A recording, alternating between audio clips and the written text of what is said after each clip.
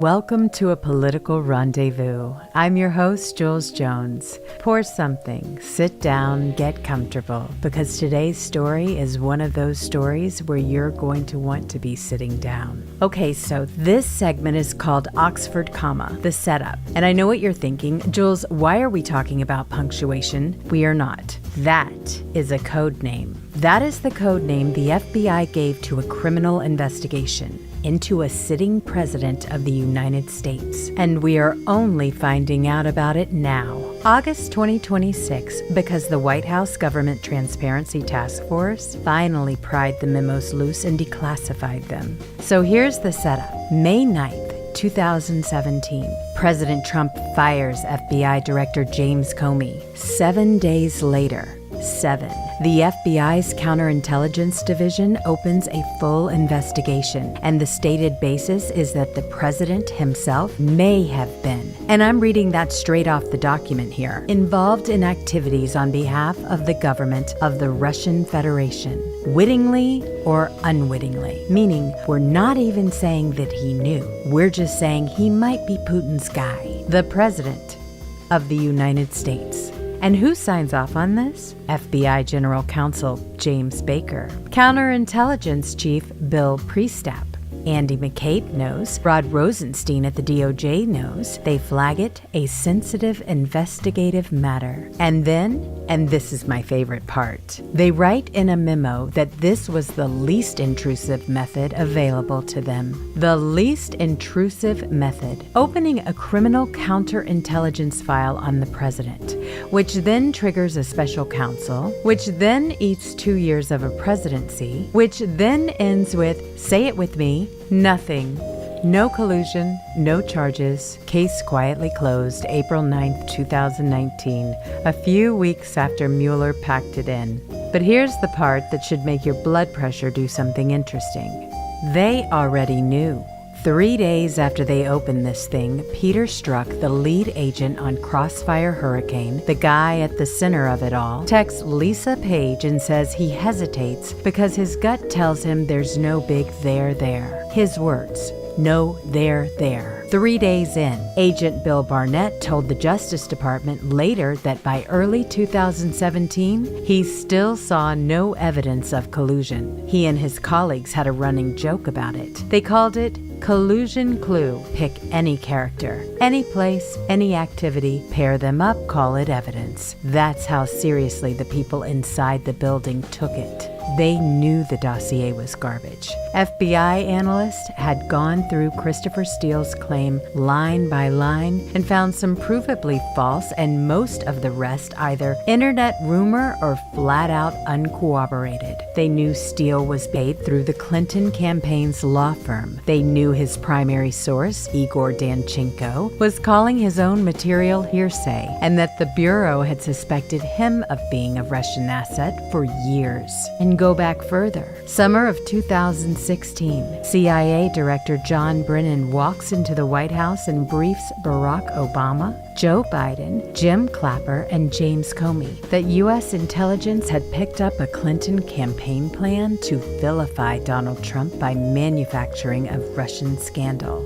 That briefing was August 3rd, 2016, 4 days after Crossfire Hurricane opened. They were told at the beginning that the whole thing was a political dirty trick, and they went anyway. Meanwhile, why was Comey actually fired? Because the Justice Department's own independent inspector general later concluded he violated long-standing department practice and protocol in how he handled the Clinton email case. That's not a talking point, that's the IG. So that's the setup, gems. The loud part was the press conferences and the cable news cheer-ins. The quiet part was a code name in a file cabinet. And right now, federal prosecutors down in Fort Pierce, Florida, are reportedly looking at whether all of this added up to an ongoing conspiracy to violate the civil rights of a president and the people who voted for him. Words mean things. Documents mean things. And somebody spent 9 years betting you'd never read this one.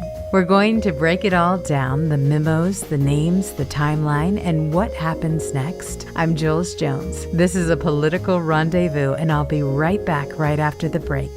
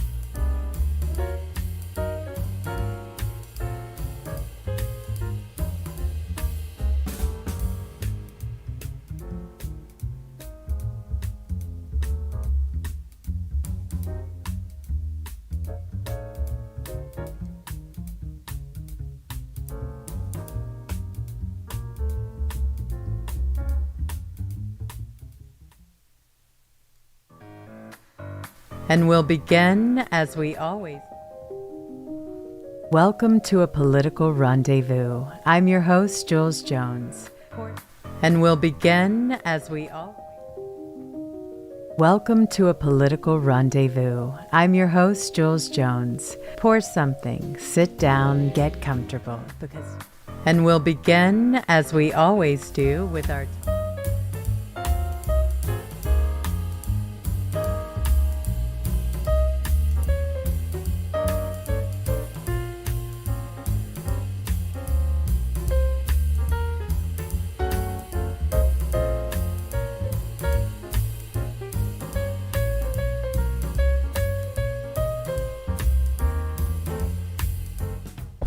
Okay, we're going to have to do this manually. I'm going to have to take over here because I'm missing one of the pieces and that thing just went totally crazy. All right, good thing I'm here, right? I'm waiting to talk to you all, but I've got to lay the groundwork. So here we go. It's time for another political rendezvous. Welcome to Tea Spilling Saturdays. If you are new here, welcome to our tea room. My name is Jules Jones, and on Saturdays I go through the biggest political stories of the week. If you are interested in news and politics, I recommend you follow our channel. I throw a tea party every Saturday at 3 o'clock p.m. Eastern Time. I also encourage you to visit our website, julesjoneslive.com, for updates. Hello, Jim. This has been another wild news week. The stories were all over the map. Here's our fun fact.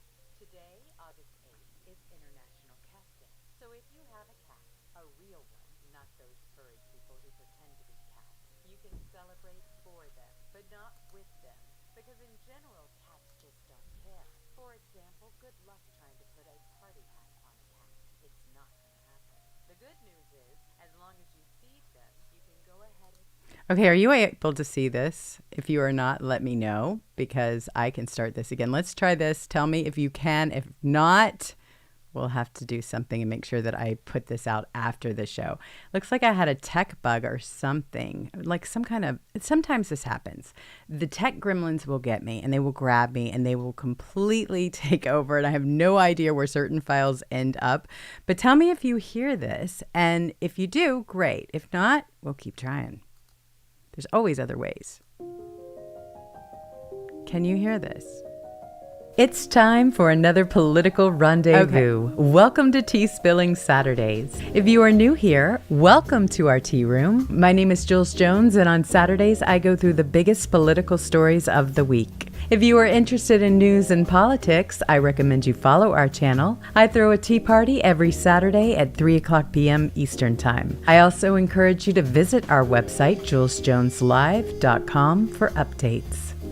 Hello, Jims. This has been another wild news week. The stories were all over the map. Here's our fun fact. Today, August 8th, is International Cat Day. So if you have a cat, a real one, not those furry people who pretend to be cats, you can celebrate for them, but not with them, because in general, cats just don't care. For example, good luck trying to put a party hat on a cat. It's not going to happen. The good news is, as long as you feed them, you can go ahead and celebrate whatever you want. Just don't interrupt nap time. Abuse of power. That's what today's show is all about. The Obama and Biden administrations went completely overboard in their use of lawfare and the political weaponization of government. That is a fact.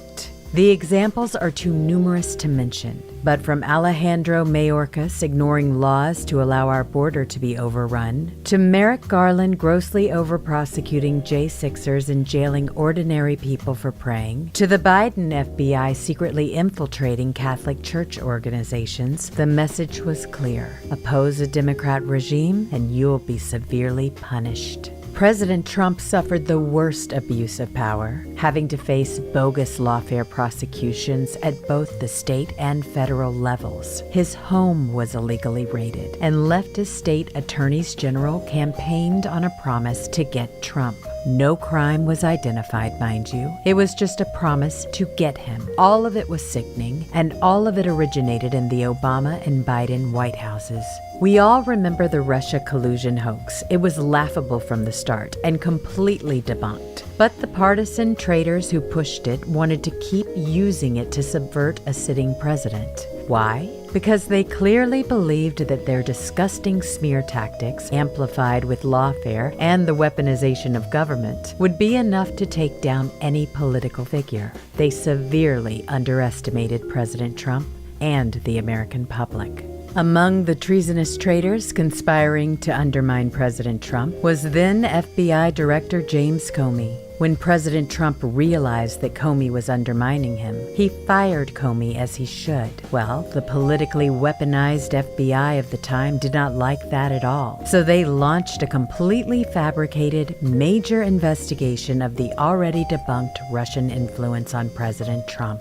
The purpose of the phony investigation was to remove President Trump from office. Here's how devious they were. Right at the outset, to thwart future keyword searches and FOIA requests, they intentionally misspelled the word Oxford to give the investigation the code name Oxford with an E, comma. A part of punctuation that Comey seemed fixated on. They knew what they were doing was wrong, and they did it anyway, and tried to hide it from scrutiny. That's why today's show is named Oxford, Comma, the Setup. It was the very essence of abuse and power. As condemning as this information is about the horrible un-American political weaponization of our government, simply revealing it to the public is not enough. The perpetrators of these crimes must face consequences, or it will happen again and again and again. Comey, Brennan, Clapper, and other traitors have thus far evaded consequences for their treasonous actions. But as we discuss the details of Oxford, Comma, the Setup today,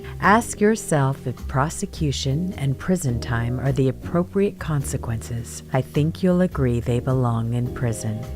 But before we get into the detail of Oxford, Comma, the Setup, we'll begin today's show once again with our reminder, followed by our streamlined format. First, despite the facts and evidence of massive election fraud, John Thune continues to metaphorically spit in the face of every American citizen by obstructing the Save America Act. The best way to help President Trump enact the Save America Act is to keep calling your senators and tag them on social media. Once again, here are the key numbers. John Thune, 202-224-2321, and let him know that you want the Save America Act passed now, before the midterms. Every call and message is logged and counted. Please call him today.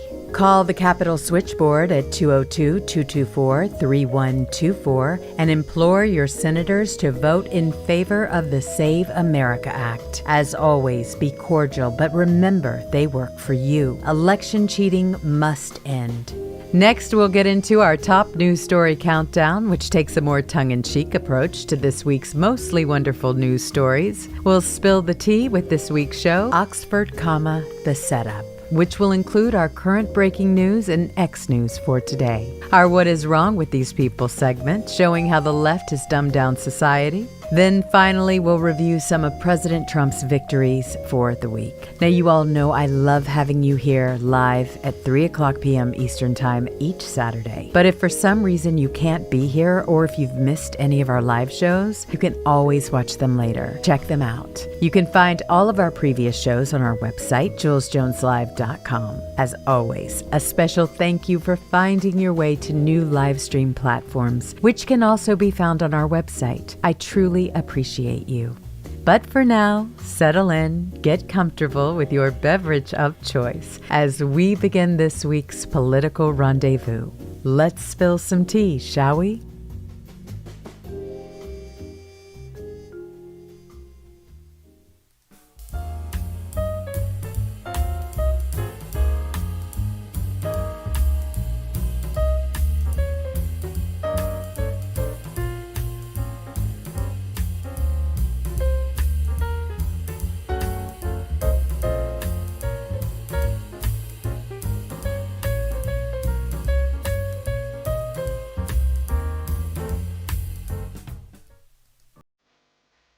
And we'll begin, as we always do, with our top news stories for the week. Coming in at number 10. Rubio warns Cuba has infiltrated the U.S. with spies. Both President Trump and Secretary Rubio are locked in on Cuba. My prediction? Before the end of this presidential term, Cuba will be liberated. Number 9. RFK Jr. was right to confront CNN over Fauci coverage. Says network was scaring people during COVID-19. This was so enjoyable to watch. Secretary Kennedy stuck with the facts and the leftist propagandist Dana Bash didn't even know what hit her. Fauci lied and CNN amplified the lies. Number 8. New York City Mayor Mamdani announces ID will be required at the city-owned grocery stores. The hypocrisy is thick in Mamdani's twisted communist bubble. Mamdani wants to use IDs to ensure grocery shoppers are actually New York City residents, while still adamantly opposing voter ID. In Mamdani's twisted thinking, anyone, citizen or not, should be able to vote. But buy a loaf of bread? You'd better have ID. Number 7. ABC figures out a way to make The View even worse. Brings back Rosie O'Donnell. They searched everywhere for the most angry, triggered, TBS-afflicted, Trump-hating leftist and found Rosie in her self-exile in Ireland. And ABC tries to say the show is news. Number 6. Republican Senator Darlene Graham comes out in favor of nuking the filibuster to get the Save America Act passed. Browbeats weakling Thune for planning August recess. Way to go, Darlene. Here's an idea. Let's all help Darlene out by calling John Thune, 202-224-2321, and let him know that Darlene is correct. The zombie filibuster should be nuked and the Save America Act passed now. Every call and message is logged and counted, so don't be shy. Number 5. Surprise! Zohran Mamdani's universal free childcare program now projected to cost billions of dollars more than projected. Mamdani also extended a $1.86 billion emergency contract for New York City hotels to serve as homeless shelters. As usual, communists like Mamdani are always very generous with other people's money. Number 4. Fauci's HHS iPhone turned over to Senate investigators as contempt vote looms. Fauci's phone can only provide more evidence of Fauci's lies and greed. Whether or not he gets jailed, he deserves to be permanently disgraced. Release it all to the public. Number 3. Senate committee votes to hold Fauci in contempt of Congress. Charges referred to DOJ for prosecution. This is just the first step, but the tiny evil gnome and his enormous ego belong behind bars. Lock him up.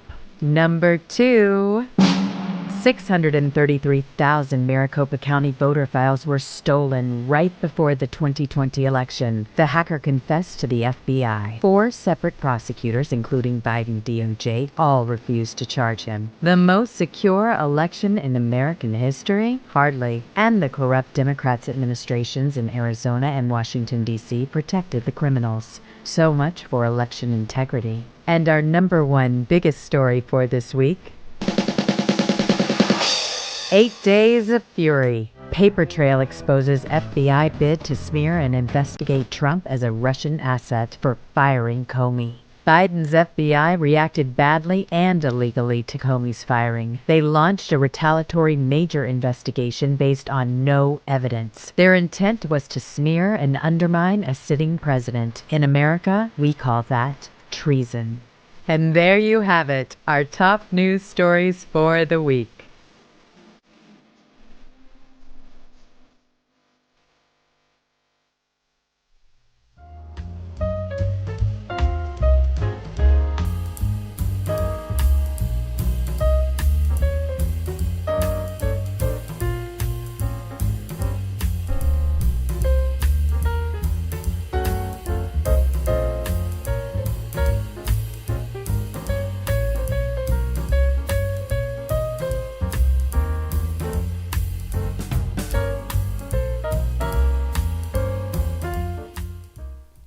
Hello, gems. Wow, wasn't that an exciting beginning? Well, at least you know it's not AI, right? I'm sitting here watching these videos just completely go crazy. And I'm like, really? All right. So that's why I lost all kinds of sleep on Thursday putting them together. No, it was crazy. So whenever I try to do something to upgrade the show, something happens. The tech grimmies get me every single time. There's no question about it. Always, I can count on that happening. But I loved this comment. This is so great. Kimber Tucson. Who knew that the ducks were going to be an omen? Honestly, had no idea at the time I was making the top 10. Ducks in a pond, let it all roll off your back. And that's exactly what I'm going to do, because there is so much on what we're going to discuss today that I don't want you to miss one single bit or 1 minute. And what I was going to do if it didn't work, if I wasn't able to play the videos, I always have them in folders and files, but sometimes I have corruption, different things happen. I can always publish them later. So if that ever happens, I'll just put them on X so that you can watch them at your convenience. I was doing that, but then I thought, well, it doesn't really make sense if they can go and watch the whole video. But if for some reason we miss something, just know that's an option. All right, crazy stuff happening. And finally, we're starting to get to the bottom of it. But I want to say hey to everybody, see how you all are doing. We've got Hockey Love 71, one of our amazing mods. We have Mary Ann. Wait, you're going too fast now. Mary Ann R7193. Good to see you. We've got We Are the News 2025. Susan Douglas. Hello. Tim Peck, 1157. The Penguin Overlord. Wow. Okay, so we're in the duck family. I hope you're as ducky as I am today. Proudly Deplorable. How are you? Man O'Dum, 5298. What's going on? Let's see what else. Who else have we gotten here? Tri-Stater 72. Hey there, Rack. Good to see you. Catherine _needs_coffee. Guess what? I've been taking that Juvenon, so I've been laying off the coffee, but boy, after what I just saw, I felt like I just had 10 cups with the way the show just started. So I'm zooming with you.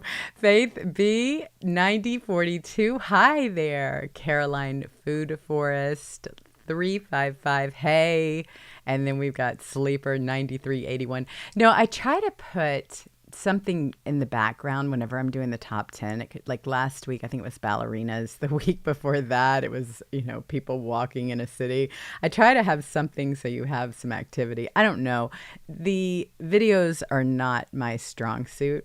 Sorry about that. I'm trying. I'm learning. So, you're going to see it from the beginning. Hopefully I'll get better, but no promises on that front.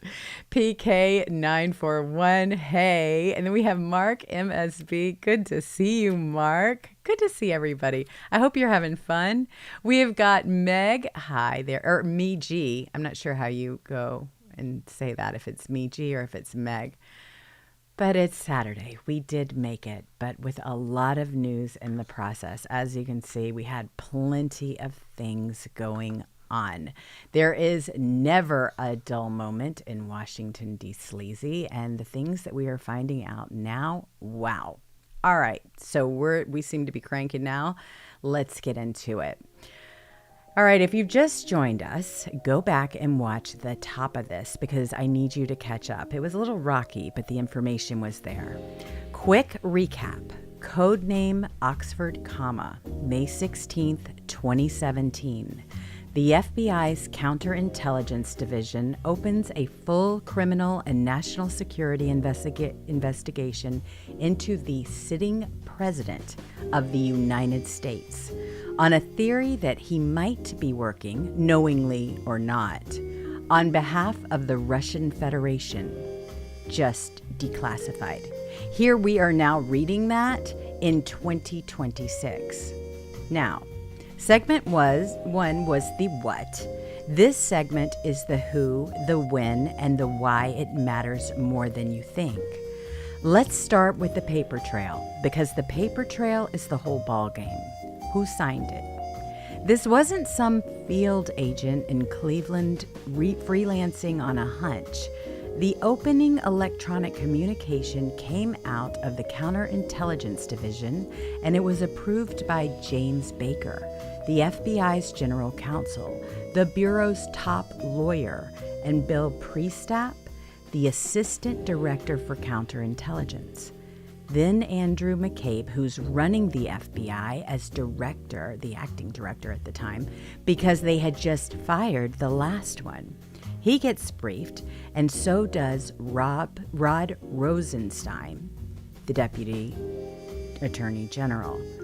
So that's the top of the building. That is not a rogue operation. That is the institution. When they did it, you have Comey gets fired May 9th. The memo opens May 16th, 1 week. And think about what a week means here. A week is not enough time to develop new intelligence. A week is not enough time to run down a source.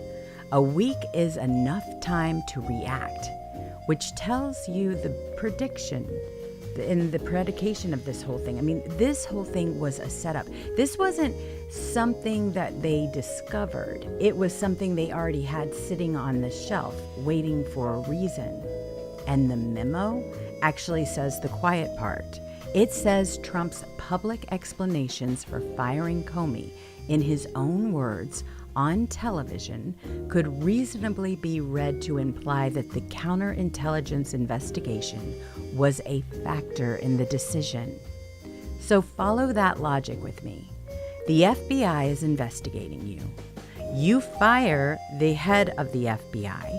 The FBI decides that firing him is the evidence that you're compromised by a foreign government and opens a new investigation into you. There's no exit from that room. There is no door. Whatever you do becomes the evidence. And I want you to sit in for a second, because this isn't about Trump. Not really. This is about whether the machinery of the federal law enforcement can construct a permanent self-sealing case against any elected official it decides it doesn't care for.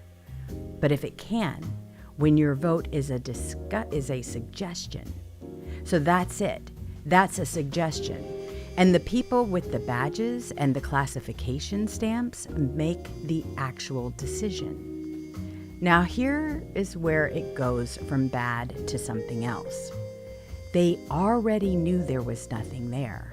May 19th, 2017, 3 days after Oxferd Comma opens, Peter Strzok, Deputy Assistant Director, the lead agent on the whole Russia file, the man who would be better known to almost anyone lately, you know about him and Lisa, right? The lovers, as President Trump used to call them.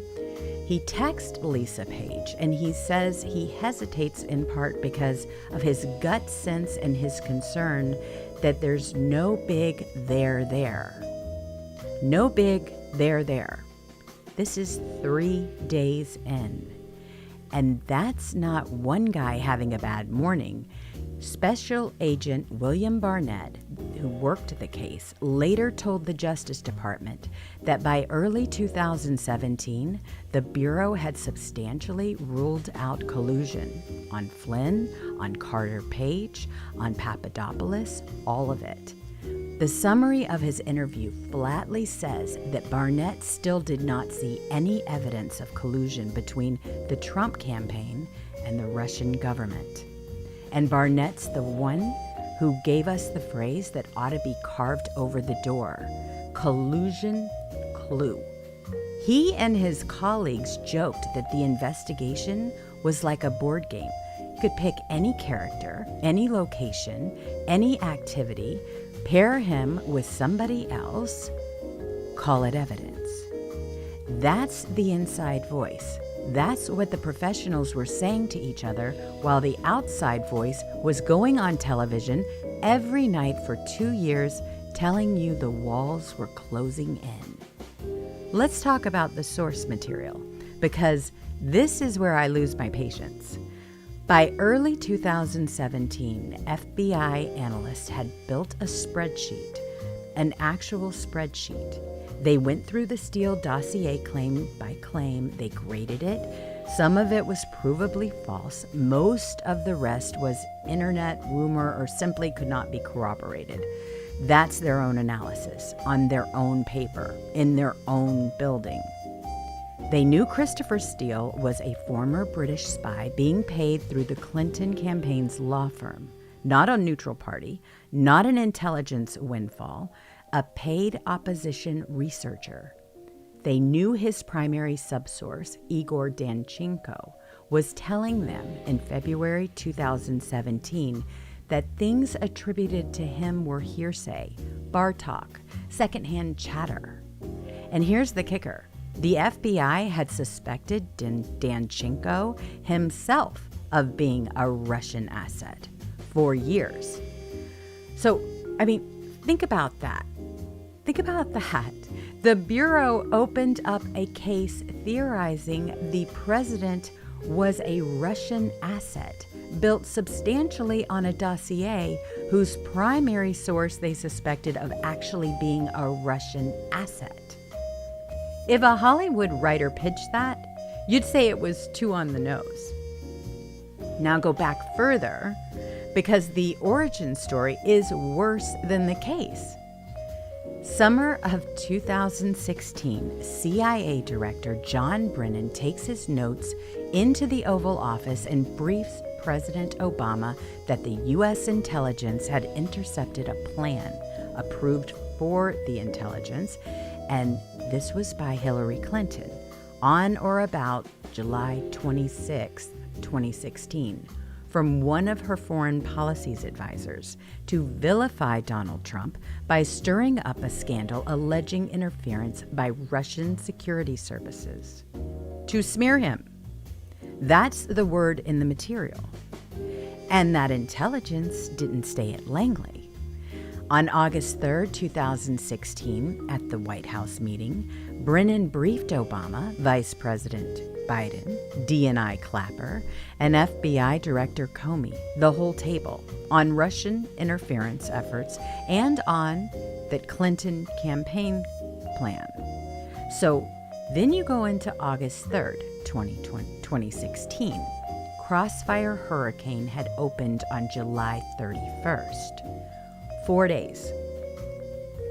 4 days into the investigation, the men running it were told to their faces that the premise might be a manufactured political operation, and they kept going for 3 more years.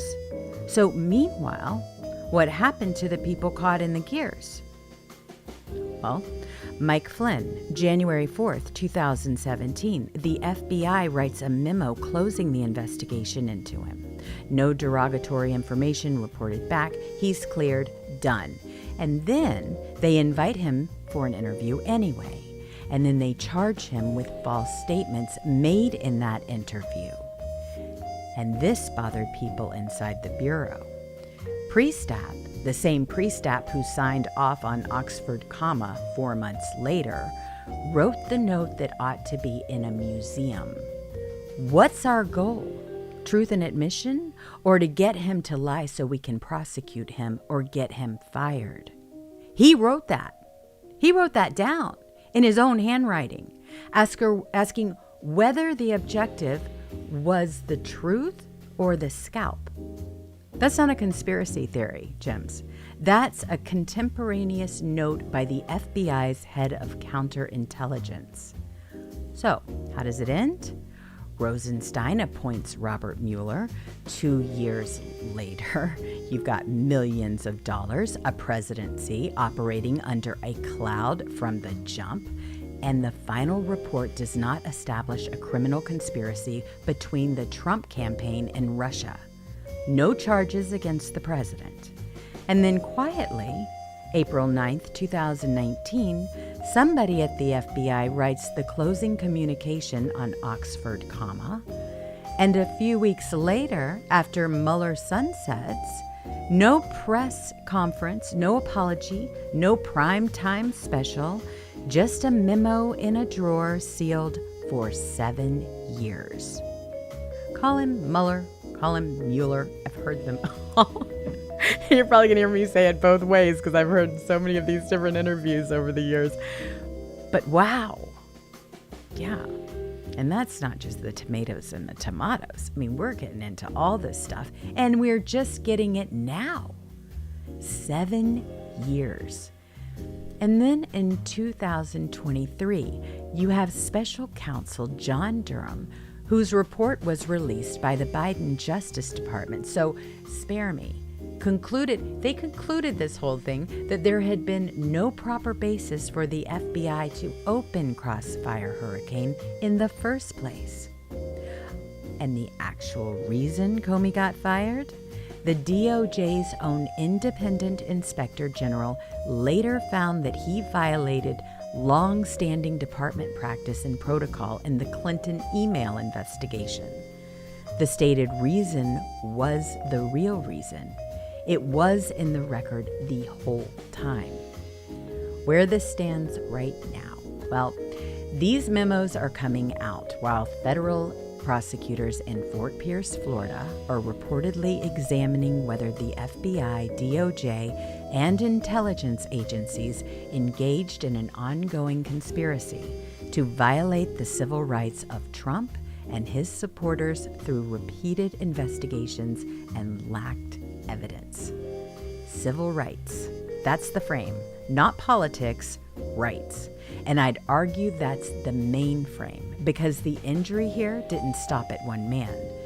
70-some million people voted in 2016, and the government they elected spent its first 2 years defending itself against a case its own agents were joking about internally. Now, I'm going to do the thing I always do, which is to tell you what the other side says, because I'm not going to insult you by pretending they've got nothing. All right. They'll tell you the May 7, 2017 opening was a routine, that when a president fires a man investigating him, obstruction is an obvious question, and the Bureau would have been derelict not to look for it. Fair. That's a real argument. They'll tell you the wittingly or unwittingly language is a boilerplate prediction, not an accusation, and that the legal standard for opening a case is deliberately low. They'll tell you Mueller documented extensive Russian interference and a lot of contacts between Russians and campaign figures, and that no criminal conspiracy proven. Okay, that is not the same sentence as nothing happened. They'll tell you Durham's conclusion was Durham's opinion, that the DOJ Inspector General separately found Crossfire Hurricane cleared the threshold for opening, even while cataloging the serious FISA abuses. Take all of that seriously, then put it into the timeline. Because here's what none of that explains. It does not explain why you keep a case open for 2 years after your lead agent says there's no there there.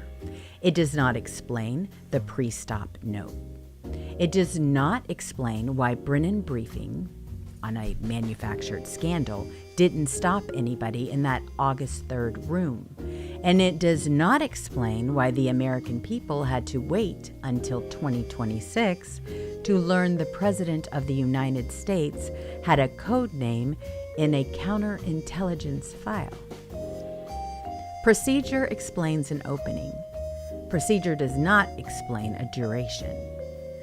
So what do we actually do with this? Well, not vengeance. I want to be clear about that. Vengeance is how you end up with the exact same machine pointed the other direction in 4 years, and then we've fixed nothing and we've lost everything. What I want is boring and structural, actually. I want predication standards written down where Congress can read them. I want a hard rule that opening a counterintelligence case on a president or a major party nominee requires sign-off that a voter can actually hold accountable at a ballot box. I want a declassification clock, so the answer to the when does the public find out is never 9 years and only if somebody feels like it. And I want the people whose names are on these memos to sit in front of a committee under oath and explain their own handwriting. That's not partisan. That's a conservative, and that's what every conservative should want. Every liberal should want that. Anybody who ever expects to be in the minority should want that as well. And one day, that's every single one of us. The Constitution doesn't have a trust us clause. It never did. That's the entire point of the thing. All right, so stay with me. We've got more coming, and the next one's a good one. All right, we're going to be right back after we swap on back over to what's going on in our line today. So let's see what's happening on X.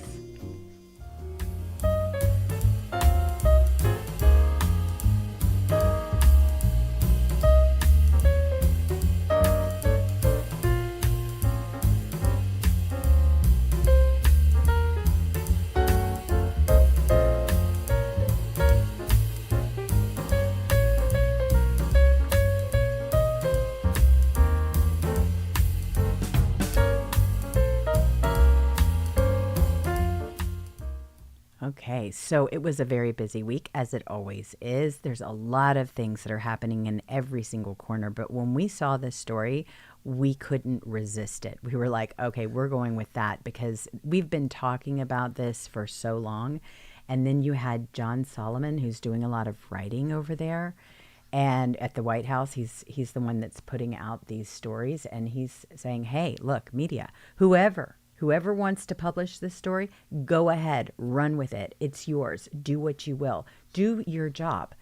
So he put this whole thing out, and all of a sudden it was like, okay, can't wait to see what the media has to say about that. So he posted on X this story written for the White House Wire, and it's about the declassified Oxford Comma documents. Well, they spelled it two different ways. They spelled it Oxferd, and then they spelled it OX with a 0 instead of a O-R-D. So they were trying to throw people off without the algorithms or the search tools or whatever. They were making it as difficult as they could possibly make it so that you wouldn't find them. So the document released that it exposes the government weaponization. There's no question about it. The White House permitted any media to publish the story. And then you have the linked headline that reports the FBI secretly opened a probe with this whole thing with President Trump, and they made it all about the firing of James Comey. And they said that it's because President Trump was a Russian asset. And it all started with Hillary Clinton, right? I mean, she was looking to get him in every single way that she could. So the FBI secretly chased Trump for firing Comey like he was a Russian asset. Some same crew that ignored real threats now look like the kids playing spy with taxpayer dollars, right? So declassification just pulled the curtain back, and here it is, which is what I love about this administration. Can say what you will, but they have been the most transparent we have ever seen. And we are learning all about the FBI, who was in control, and how many rogue agents were actually in these departments. Because the agency, and they still are, they're the ones running the country. And there are a lot of them that are trying to interfere every single day with what President Trump is doing as well. So we're learning a lot about who, what, when, where, and a lot of these shady characters are gone, but not enough of them. It's going to take a while to get rid of them. It's just the way it goes. I mean, unfortunately, that when you have this many people in government that have been there for a very long time, you're going to have these kind of issues. So we're going to get you on the screen, get everything straight over here, because we're going to go into this next one.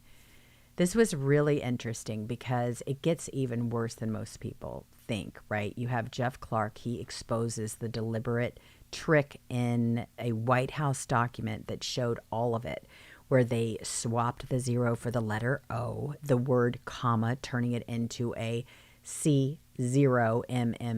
while also spelling Oxford as Oxford, which is what we named our show. We wanted to point that out so that people would be like, oh, you know what? You can't spell Oxford. Like, maybe they'll watch the show because they'll say, what's wrong with you? No, this was all done deliberately. So he posted the details about how this whole thing went down. You've got the link, whitehouse.gov/releases 2026. I totally recommend each and every person read these things for yourself because it's all there. I'm actually going to drop it into chat, and that way you can, in your spare time, you can go through it because what is being revealed is amazing. So they swapped an O for a 0 in comma just to dodge searches. And when your big plan needs font tricks, it was never about justice, was it? It was just about covering their tracks. And so that's what happened, and they got busted for it. No telling how many other stories are out there. So we've got a lot of things that are being uncovered, which is a great thing. But one thing, when you always wonder about the days of James Comey, right? Well, he's walking in the woods and all of that. Well, he put out this really weird statement. It was very bizarre. And he dropped this line. He says, "Lordy, I hope there are pictures," just out of the blue. This happened at 1:12 p.m. on November 2nd, 2017. This was like, it was linked to an Axios scoop announcing his upcoming book titled A Higher Loyalty. You then had all of these replies that piled up fast with like one person even saying, the pictures might mean that President Trump would actually read it. So Comey offered nothing further, no other explanation in the thread. A lot of people think that just like he did the whole 86-47, he was doing it to get people riled up about buying his book. A lot of people say that he has a pattern of doing things like that. But he had been fired by President Trump, and this happened in May of 2017. And this is after months of tension over the whole Russian investigation. And then the tweet landed while Comey was already shopping this whole tell-all that would hit the shelves in April 2018. So Axios broke the book title the same day he posted. So here he is making this crazy comment, didn't really know what it meant. So he's out there begging for pics like a kid chasing baseball cards, essentially. I mean, these guys treat every single headline like it's their next audition. And believe it or not, that particular post is still up. He never took it down. I mean, kind of like the Hillary Clinton post. She never took hers down when she was calling us all bots and foreign agents and all of that. And they did this whole story on us. Here he is. This is at Comey. "Lordy, I hope there are pictures." And this is the article, "A Higher Loyalty." Interesting. The things that he will do. This guy was such a creeper. He really was. Worst of his kind, truly. And I think people know that now. I mean, talk about falling from grace. You don't get any worse than that. But there have been a lot of accusations within the administration about different people that are holding things up. And you got to see a lot of that play out today.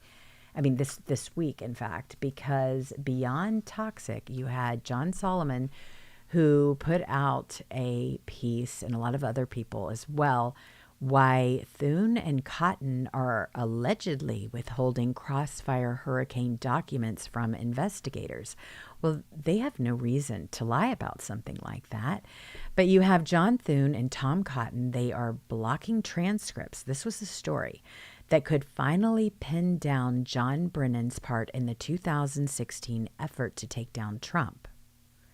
Investigative reporter John Solomon, he broke the story on Wednesday that the Senate Majority Leader and Cotton are stopping DOJ investigator Joe DeGeneva from getting Brennan's interviews with the Judiciary and Intelligence Committees. So this is a huge deal. They're sitting there waiting to do their job and ready to pounce, and they're not able to get the information that they need. So you have acting attorney general, who is now has been confirmed as the attorney general. This helps us in so many different areas. I cannot wait until he pulls off the Band-Aid. I have high hopes anyway. I've been crushed before. I'm going to go ahead and give you that. So I hope he's not one of those But, I think we're all a little reserved until we actually see the work that they're going to do. But this is Attorney General, now confirmed, Todd Blanche. So apparently you've got this subpoena. Blanche told reporters on Thursday that there is no daylight between him and Thune and Cotton, yet there is zero documents in hand. And you have Paul Sperry, who also added that the FBI headquarters is also sitting on a 400-page Office of Professional Responsibility report that has about 7,000 pages of supporting files on the Crossfire hurricane probe. These are the files that name Brennan and the Five Eyes group from U.S., Canada, Britain, Australia, and New Zealand. So, yes, this is the kind of thing that we're all very interested in. Then you have, the other side that are saying, no, it's not that way. But we'll get into that in a second. So the intel chain, they are the ones who are holding up the release, apparently. That's what Paul Sperry is saying as well. You have Crossfire Hurricane. It started in 2016 as the FBI's Russia investigation into Trump and his campaign. Brennan, then CIA director, he pushed the intelligence that fed it into and then he later testified. Let's not forget the testimony. Before those same Senate panels. These are the same agencies that ran the probes over the ones that were slowing the paper trail on Brennan's role.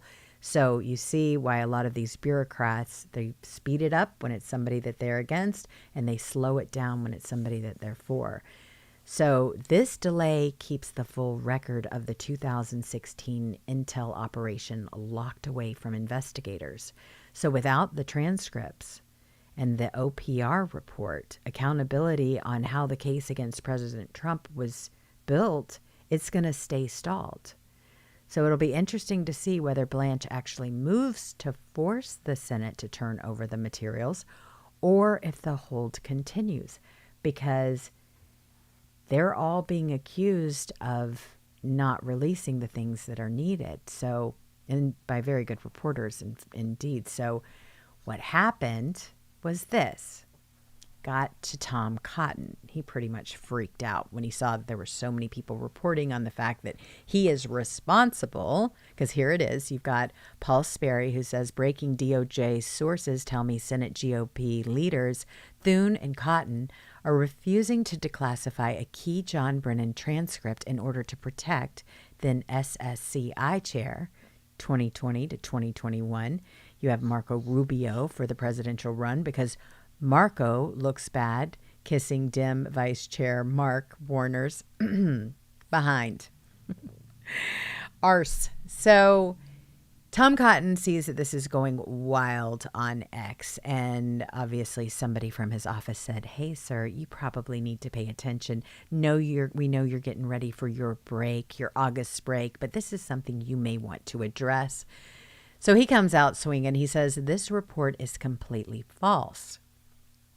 John Brennan has a lot to answer for on the Russian collusion hoax, and I fully support President Trump's push for accountability and to get these documents to a grand jury. The release of Senate materials to a grand jury requires the passage of a Senate resolution, which I was working to secure until the incompetence and negligence of the Department of Justice and the White House Legislative Affairs Office interfered and thwarted the president's goals. So he is blaming the Department of Justice and the White House Legislative Affairs, and he said that they interfered and thwarted the president's goals. So you still have one similarity is the Department of Justice and the White House. So this is a huge, huge deal. And so he goes on to say, my committee will continue to work with the administration on this matter, just as we have from the beginning. When Marco Rubio led the committee, he worked hard to expose and stop any misconduct in our intelligence agencies. So we shall see what happens as a result of all of this. But wow. I mean, just when you think that things can't get any crazier, the next day happens. Always. So you've got a problem there, and hopefully they're going to get to who was the problem, because somebody is holding this stuff up, and we got to get these guys. Really big stuff happening. Then you have, of course, this whole thing. You've got the DOJ access, and of course, Tom Cotton's all upset. You have Todd Blanche, who just gets sworn in. You've got all of this information, and it skyrocketed up to 91,800 views. And this transcript, it traces back to the former CIA director John Brennan's time in office. Now, you all know about John Brennan. I mean, this guy, you can just look at him and tell there's something off, right? I mean, he has he could definitely be part of a movie, a cast of a shady character, because he just fits the profile in every way.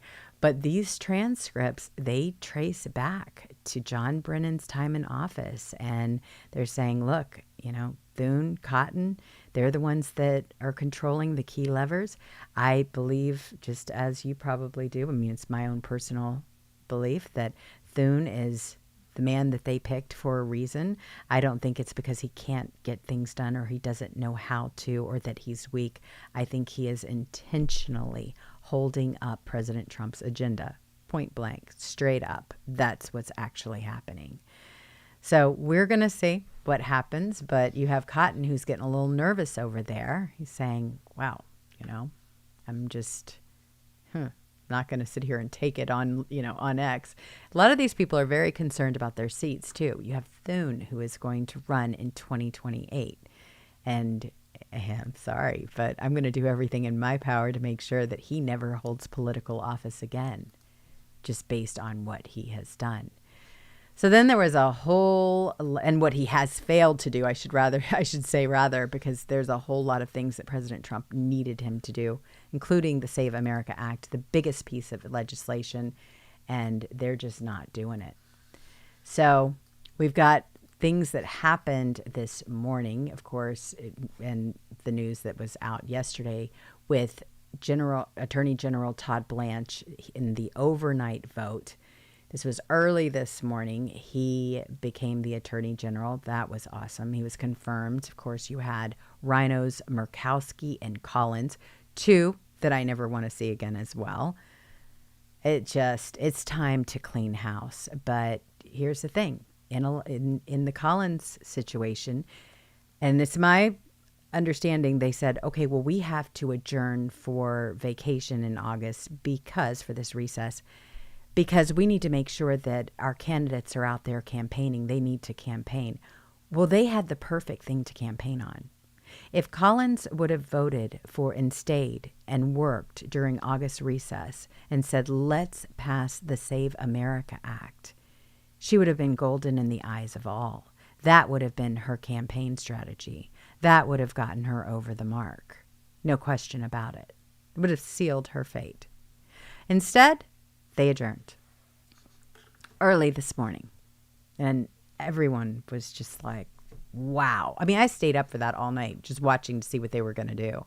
And I was just as disappointed as each and every single one of you. I can assure you of that. It was just like, of course they're going to, go on vacation. Why not? This is what we're dealing with over there. But we're getting to some other things too. When we say that there's a lot to clean out, there's a lot to clean out. Tons and tons. We have a breaking story about an Air Force One leaker who has been identified.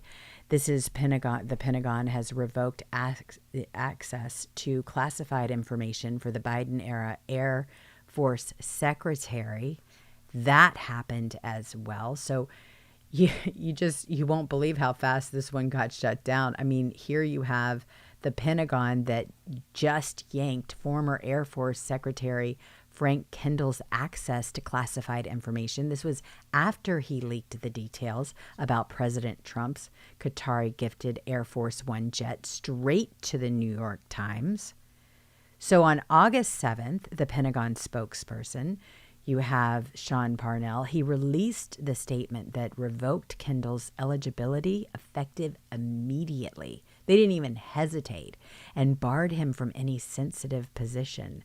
The action came right after Kendall's unauthorized disclosure of classified information on the jet's capabilities. Parnell added that the safeguarding classified information is non-negotiable, and that is a duty, and violators forfeit the privilege. This is the same Biden-era official who served under the previous and the prior administration. This is the Biden guy. And then, of course, you have earlier reportings on this whole thing that showed Trump had announced the jet would visit a U.S. base in the U.K. This is after he flew it to Turkey for last month's NATO summit. So, wow, they had to divert the plane. We all thought that was a little off. We're like, okay. And he's like, no, I just want to make sure that, our military gets to see this brand new plane. Well, none of us were buying that. We're like, seems like that's kind of odd, right? President Trump, he took his own plane back home, and he's like, no, we just want to show the military that plane. Well, this is the guy that compromised the president with all of this information that he leaked. So that's why that whole thing went down, and we're just, of course, finding out about it now because we just found out about the leaker. It was all due to this clown.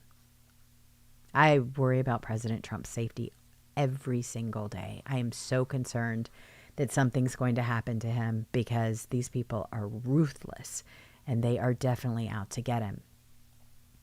You've seen it. I mean, how many assassinations are we talking about now? And then attempts, others, just small things that happen that are off. And those are just the ones that we know about. So then you've got mass outrage that erupted in Michigan. This is after radical Democrat Senate nominee El Sayed was caught on camera saying he hates the state's prized island, Mackinac Island, and people just went completely crazy. I mean, here you've got this guy, this Democrat Senate pick. He hates this island. No cars, just horses and fudge. Liberals find new ways to loathe the places that normal people actually enjoy. Then they have the other candidate who is running for governor, and she's like all about not liking Halloween, not liking Christmas, not liking Thanksgiving. And then all of a sudden she changed her mind and she's like, no, I like all of those things. Nobody's buying that either. It's just a very strange group of people that they are putting out to run for office these days. You're just like, from one minute to the next, what are we going to get? It's just this crazy, crazy ride. I know they don't have confidence in them, but they've certainly got the backing, and where they're getting that money are the same dark money sources that they always have. You've got Soros money. Well, what did that bring us? You saw that. All of the AGs that he was funding, you even had them remove those AGs in California. District DAs, you had both San Francisco and LA that were removed, I don't know, maybe a little bit after the first year they served. They were so terrible.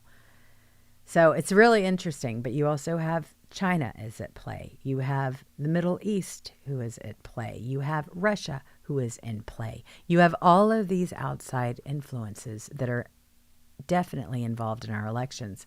So people that we would never expect would be able to win some of this stuff are winning these elections, not only because of the cheating that's going on in elections that we know of, especially if you live in California, in a blue state like I do, but then also all the other things that come into play. So the dark money and all of the protest, all of the stage things, the psyops, all of that matters. The media.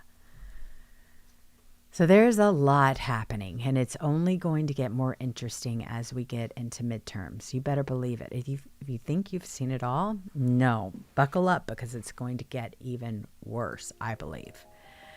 So we're back, and in segment 1, I gave you exactly what a code name, a memo, a sitting president of the United States opened up as a counterintelligence subject.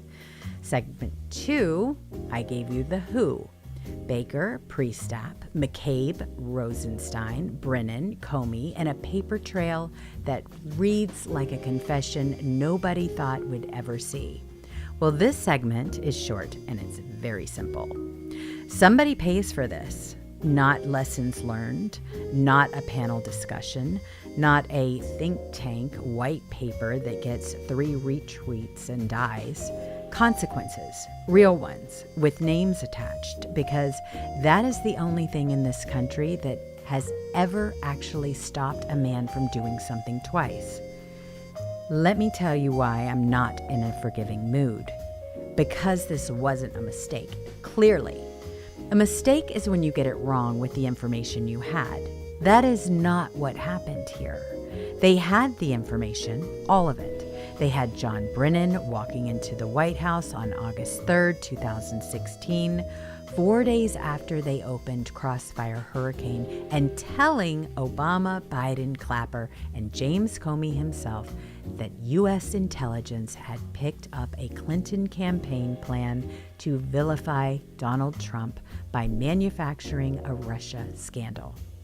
They were told at the starting line that the race was rigged, and they ran it anyway. They had their own analyst spreadsheet grading the Steele dossier line by line, marking things provably false, and the rest as rumor that they couldn't stand up to. So, they had Igor Danchenko, Steele's own primary source, sitting in an FBI interview room in February 2017, calling his own material hearsay. A man the Bureau had suspected for years of being a Russian asset.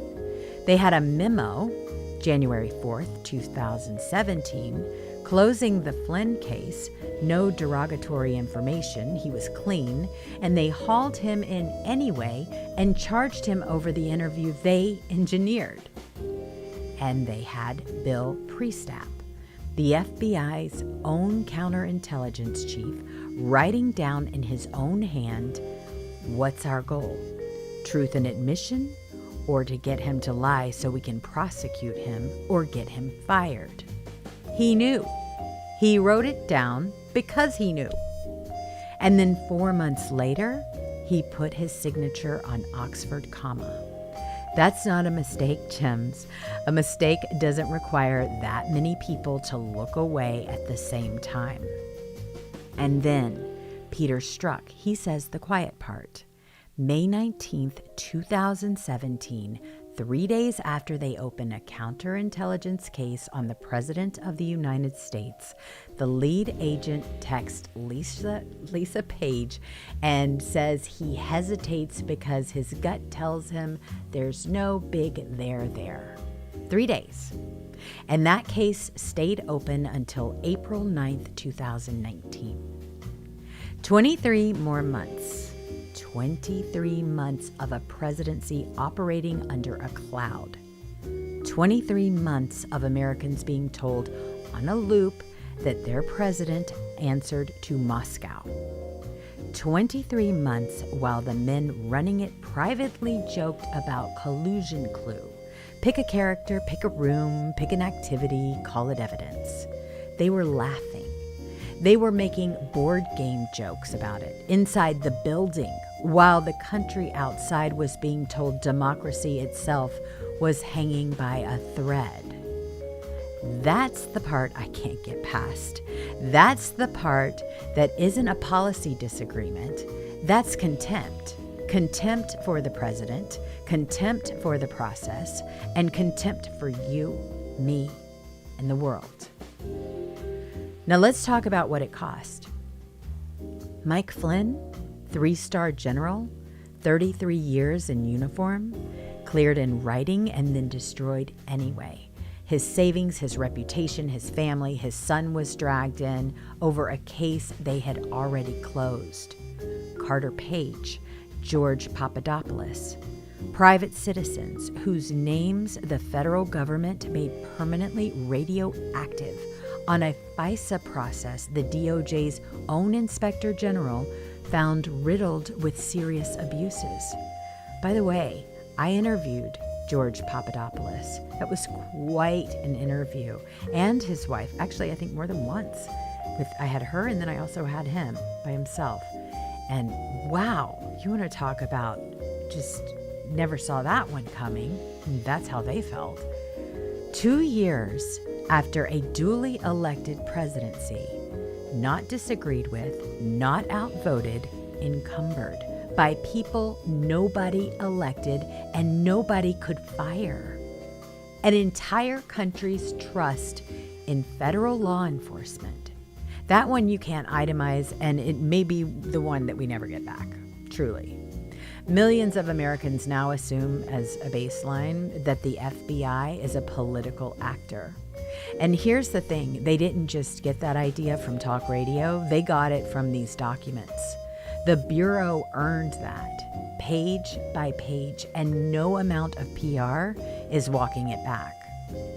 So what does accountability actually look like? Because I'm not interested in vague. 1, prosecute where the law allows it. Federal prosecutors in Fort Pierce, Florida, are reportedly examining whether the FBI, DOJ, and intelligence agencies ran an ongoing conspiracy to violate the civil rights of President Trump and his supporters. Good. Follow that all the way down, if the elements are there. You've got 18 U.S.C. 241, conspiracy against rights, false statements, obstruction, and then charge it. Statute of limitations, questions are real, and I'm not going to pretend otherwise. We have seen those things like a rotating door, especially with Hunter Biden. Statute of limitations, you'll hear, they've run out. Well, that's why exactly the ongoing conspiracy theory matters and why the prosecutors need to move on this. 2, testimony under oath, on camera with the documents on the table. Baker, Priestap, McCabe, Rosenstein, Rosenstein. He says Stein, but he says some of his family members are Steen, so that actually came from him, so it makes me feel better. But anyway, Rosenstein, Brennan, Comey, every single one of them in a chair reading their own handwriting back to the American people. Sir, you wrote that. Care to explain it? No executive privilege theater, no I don't recall marathon without a perjury referral waiting at the end of it. 3, clearances and pensions. Anyone whose signature is on this and who still holds a security clearance loses it. And Congress should look hard at whether a federal pension survives a finding that you used your office to target the President of the United States on a predicate you knew was hollow. So you don't get to retire comfortably. You don't just get to sit there and say, okay, I'm on the taxpayer dime now after doing that to the taxpayer.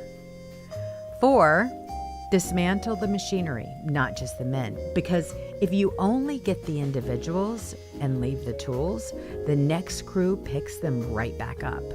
So predication for a case against a president or nominee requires a Senate-confirmed signature, a Gang of 8 notification within days, a hard reauthorization clock every 180 days, somebody's name on paper saying that this still has a basis. Under that rule, Strzok's text closes this case in 2017 and an automatic declassification review after closure. So the answer to when does the public learn is never again in 9 years. 5, a full release, everything. Every EC, every 302, every text, every annex, redact genuine sources and methods and nothing else. Embarrassing to the Bureau was never a classification level, and for 9 years, they treated it like one. And I want to answer the people who will be at me on Monday, because I'm sure they will.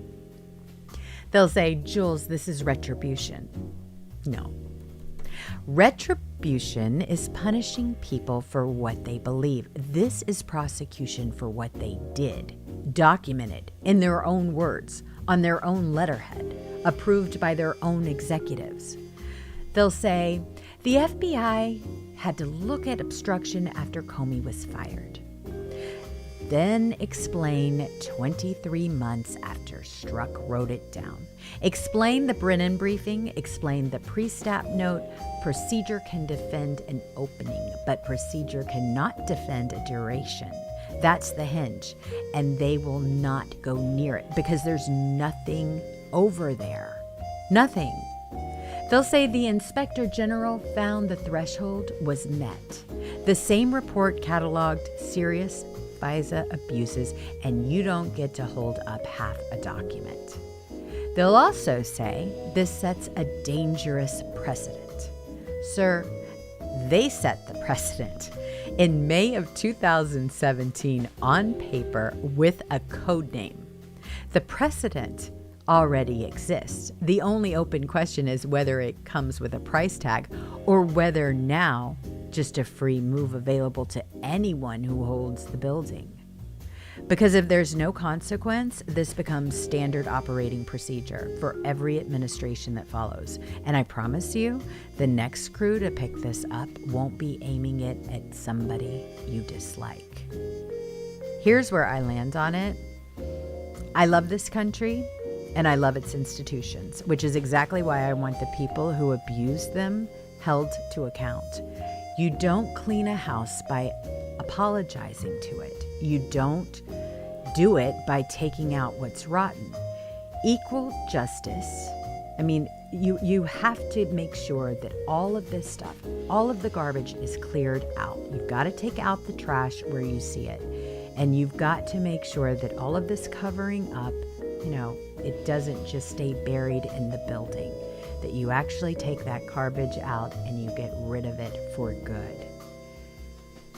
Equal justice under the law. It is not a slogan on a building. It's a promise, and a promise that only runs one direction, down, toward regular people who can't afford a lawyer.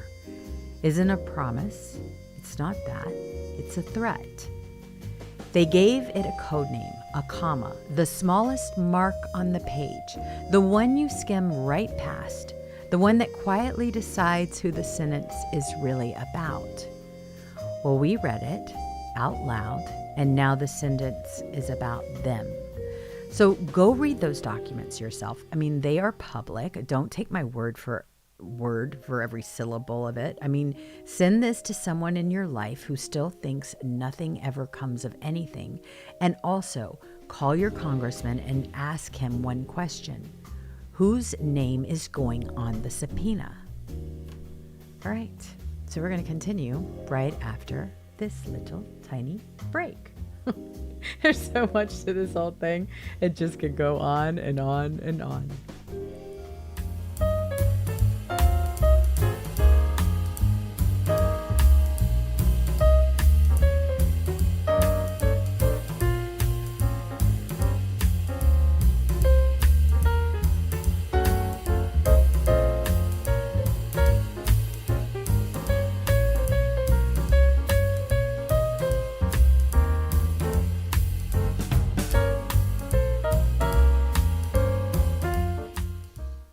Okay, you guys doing okay out there? I know I can never hang out with you when I'm doing the show. I just want to make sure we're not having any sound issues or anything else. I'm not just sitting here talking to myself, just checking in with you, because I never get to see what goes on in chat. And I sometimes when I see the chat after the show, I'm like, I wish I could dive in and talk to them. But wow, yes, we have tons of stuff that are happening on X. So let's go check out the X segment.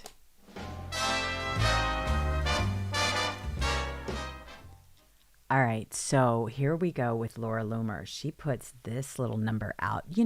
We never have a dull moment with Laura. She is most entertaining. But here she says, today, Ikhwan Online, which is the Muslim Brotherhood's official website, published a story titled Abdul Rahman al-Sayed conquers Zionist and runs for the Senate. She says, for those of you who follow me, you know that in 2018, I exposed the fact that Abdul el-Sayed signed a pledge in support of Mohammed Morsi. This is the leader of the Muslim Brotherhood in Egypt. This branch of Muslim Brotherhood has been designated by the Trump administration and the U.S. government as an Islamic terrorist organization. The video of Morsi pledging his support for Sharia and jihad has been on my YouTube for 7 years, and this should disqualify Abdul el-Sayed, an Egyptian Muslim, from being able to run for office. The document in which Abdul el-Sayed pledging his allegiance to Morsi was originally in Arabic, which is why Abdul never thought it would be found. And in 2018, my former colleagues and I had it translated into English. She goes on to say that she exclusively broke the story when Abdul was running for governor of Michigan in 2018. In 2018, she traveled to Dearborn, Michigan, where she investigated Abdul on the ground and produced a 30-minute mini documentary about Abdul's ties to jihadists and Marxists. And the documentary is on her YouTube channel, so definitely check that out. She said, look, it's not news that the Muslim Brotherhood supports him. It is, however, totally disqualifying, but our lawmakers won't do anything about it because they are too afraid of being called Islamophobic. How scary of a situation are we in right now? My gosh. I mean, this is crazy. Fine, call us Islamophobic, but my goodness, do we really want to be taken over by these people? I don't think so. I mean, Sharia, the way they are pushing that, it is not even comparable to the U.S. Constitution. It's a frightening situation. I mean, you see these areas that have been taken over. Dearborn, Michigan comes to everyone's mind front and center. But then there are other areas as well throughout the United States. And they are on a mission. And I just say they, clear as day, because it is they and it is them on a mission to take over. And a couple of comments have been that, hey, there's just not enough of us yet. But you know what? In years to come, there will be. And they're counting on it. And they can be very patient. They do not mind waiting this one out. They have planted their flag. So you also have Hassan Piker, who says that he wants to flood illegals into the country so that he can, pretty much blankety blank sisters and daughters to destroy the white race. This is the wildest thing. Here you've got this person. I mean, Hassan Piker is just known for his tactics. He is actually out there saying it. And he is demanding the Democrat Party voice publicly that they denounce Hassan Piker's comments. If they don't, let this post be proof that they support every single thing he has ever said. He goes on to say, we want more immigrants to come into your countries, and then they're going to mess with your daughters and sisters. We are here to destroy the white race. They're not even trying to hide this stuff. They are out there saying it. So if you're sensitive to this kind of thing, I'm going to play it so you can hear it for yourself, but you may not want to listen.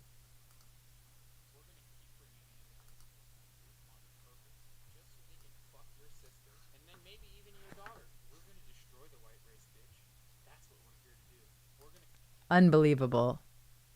Unbelievable.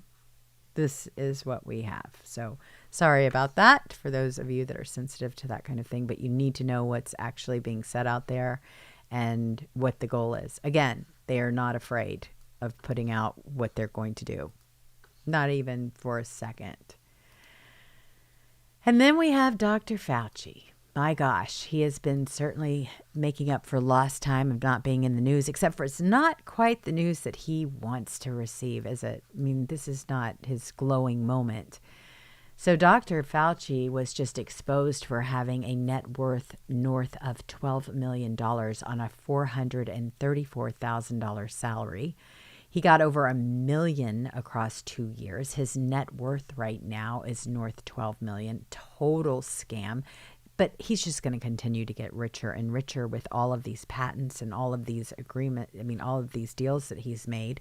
He didn't want us just all of a sudden, become a millionaire like winning the lottery. This stuff has been planned for quite some time. So how it happens, nobody knows. He turned a $434,000 salary into $12 million, like a Vegas dealer with a loaded dice. Crazy stuff. And DC, this is DC math for you. It only adds up when the House wins. So lock him up. I cannot wait until we have an ending on Fauci, because this guy is you can start to see he's starting to really wear it. He's not doing as well as he was when he was sitting back in InStyle magazine and getting all of these fabulous interviews from one to the other outlet that was there. Julia Roberts, all of them. No. Things have definitely changed in Fauci's world, and he is starting to show it. And I'm so glad. Nothing could happen to a bigger demon than him. Just the worst of the worst. How we survived, how we're actually here right now is beyond me with what this man did. Just incredible that we survived. Truly. When I think of evil gnome, that's who I think of. When I think of COVID, that's what I think of. And that is something that he is never going to be able to get out of.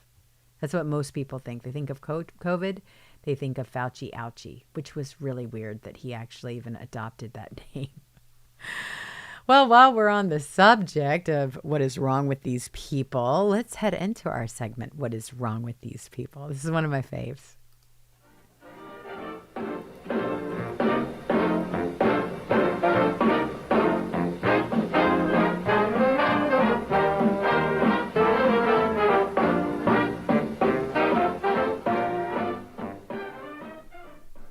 So let's just put it where it is. Jesse Waters, I'm beginning to think the entire Democrat Party is a whole scam. And here's why.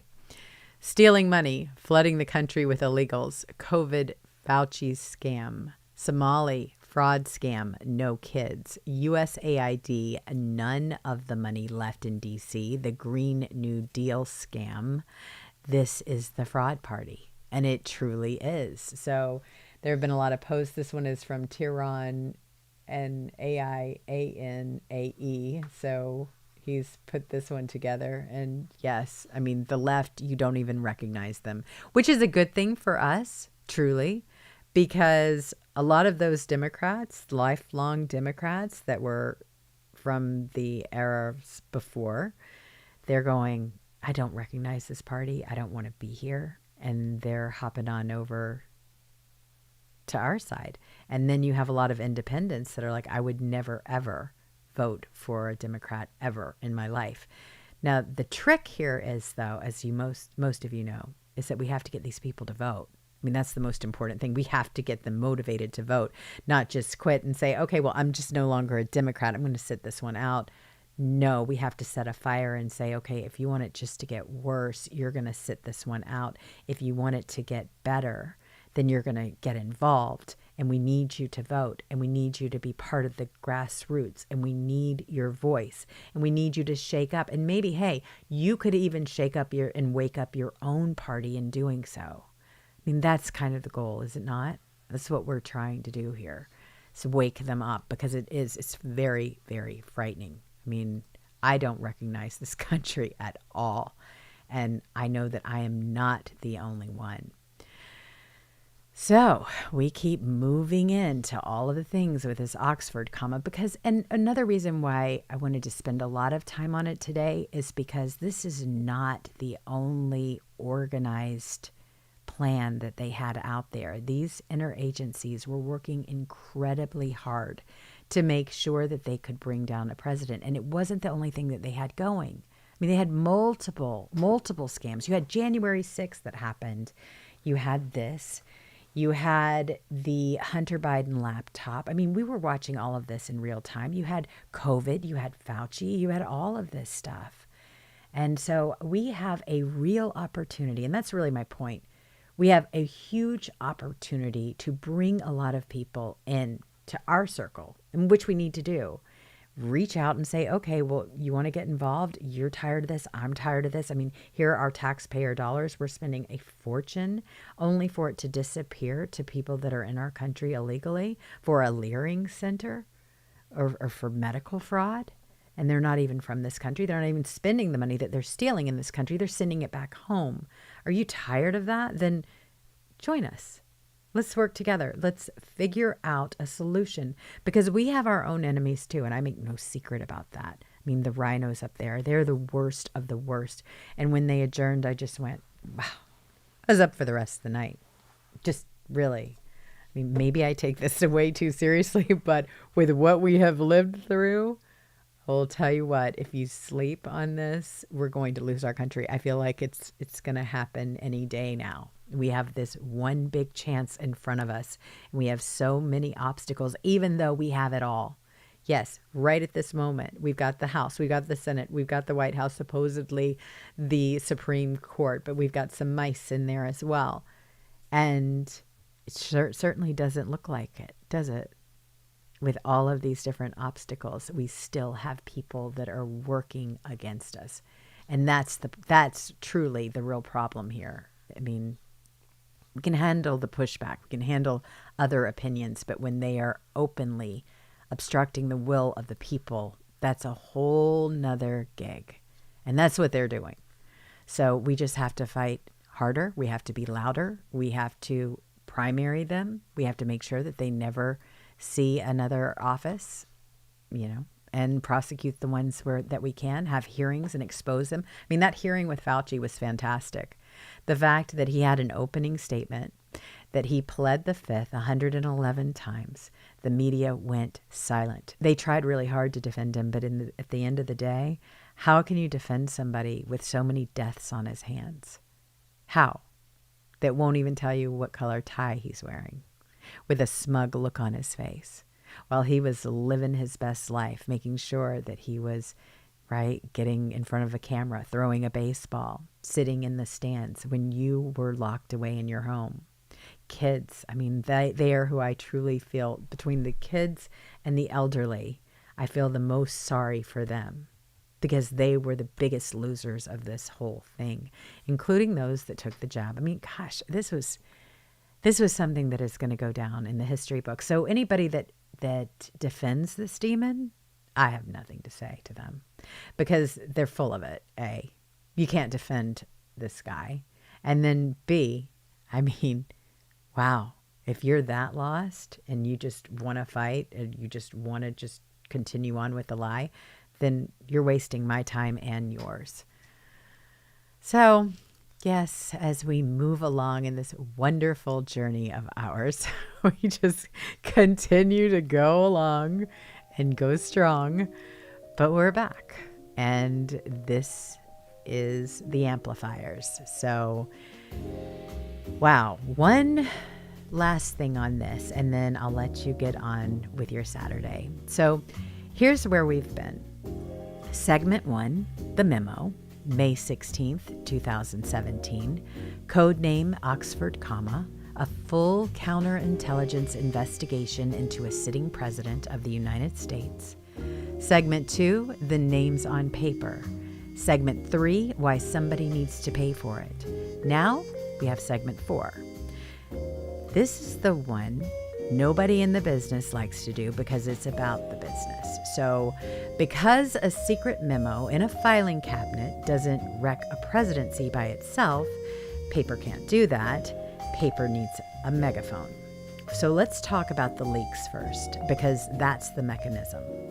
Oxford Comma itself stayed buried for 9 years. Fine. But that investigation didn't stay buried a week. Within days of Comey's firing, you had an avalanche of anonymously sourced reporting, people familiar with the matter, current and former official sources close to the investigation. Every story built on somebody inside the building talking to somebody outside the building. Now think about what that means with what we know now.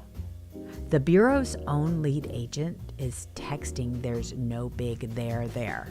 Their analysts have graded the dossier as rumor and worse. Their subsource is calling his own material hearsay. And none of that leaks. Not one bit of it leaks. But the suspicions, those leaks, they look like a screen door on a hurricane. That's not a coincidence, Gems, at all. That's a filter.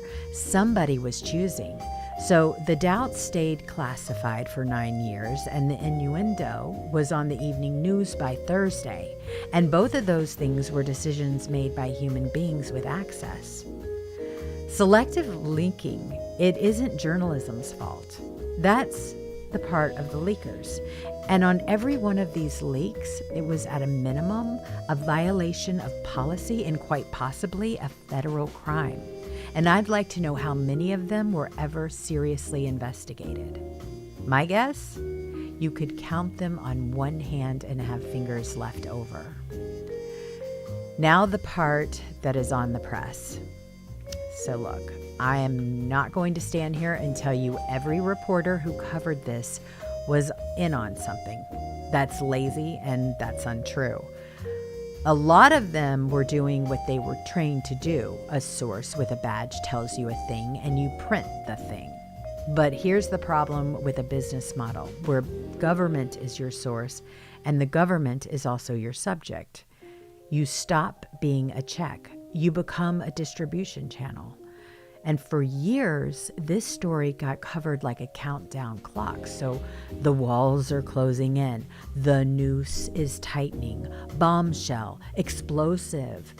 The news reporting suggests. And when each bombshell went sideways, and a lot of them did, quietly in corrections that nobody read, the coverage didn't slow down. It just moved to the next one. Because the incentive wasn't, is this true? The incentive was, does this keep people watching? And the accountability afterward? Prizes, book deals, contributor contracts, promotions.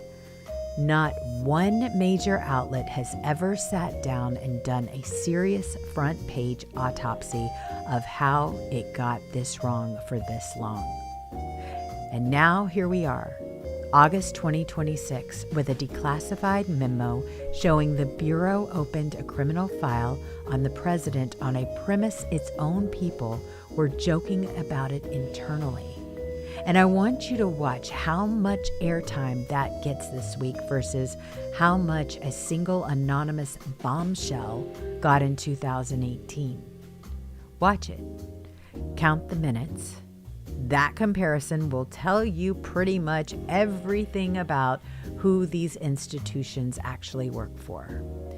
And I want to name the asymmetry because it's the whole ballgame. So the accusation ran for 2 solid years at the top of every hour.